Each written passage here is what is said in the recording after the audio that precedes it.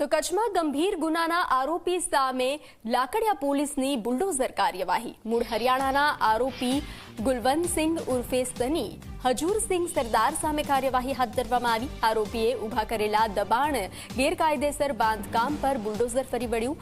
Morbi Samakhiyali highway પર જૂના કટારિયા નજીક સંધુ સરદાર હોટલ હતી તો ડિમોલિશન કરી અને 600 ચોરસ મીટર જગ્યાને ખુલ્લી કરવામાં આવી છે। તો જે રીતે મોરબી સામખિયાળી હાઈવે પર જૂના કટારિયા નજીક હોટલ હતી તો ડિમોલિશનની કાર્યવાહી હાથ ધરવામાં આવી છે। ગંભીર ગુનાના આરોપી સામે લાકડિયા પોલીસે બુલડોઝર કાર્યવાહી હાથ ધરી છે। મૂળ હરિયાણાના આરોપી ગુલવંતસિંહ ઉર્ફે સની હજૂરસિંહ સરદાર સામે કાર્યવાહી હાથ ધરવામાં આવી છે। આરોપીએ ઊભા કરેલા ગેરકાયદે બાંધકામ પર બુલડોઝર ફરી વળ્યું છે। મોરબી સામખિયાળી હાઈવે પર જૂના કટારિયા નજીક સિંધુ હોટલ પર ડિમોલિશનની કાર્યવાહી ડિમોલિશન કરી અને 600 ચોરસ મીટર જગ્યાને ખુલ્લી કરવામાં આવી છે।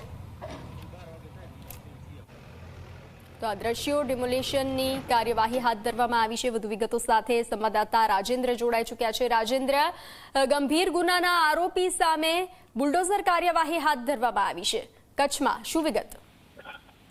જીવનસિંહ, વાત કરવામાં આવે તો લાકડિયા પોલીસે ગંભીર ગુનામાં જે આરોપી સામેલ છે એનું ગેરકાયદેસરનું બાંધકામ છે તોડી પાડવામાં આવ્યું છે। એનડીપીએસ એક્ટ, ખૂનની કોશિશ, મિલકત સંબંધી તેમજ પ્રોહિબિશન એક્ટ મુજબના ગુનાઓ એના સામે દાખલ કરવામાં આવેલો છે।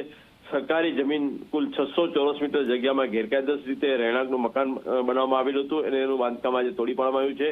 મૂળ પંજાબ હરિયાણાનો આરોપી ગુલવંતસિંહ ઉર્ફે સની હજૂરસિંહ સરદાર જે સંધુ સરદાર હોટલ મોરબી સામખિયાળી હાઈવે પર જૂના કટારિયામાં છે એમાં દબાણ હતું।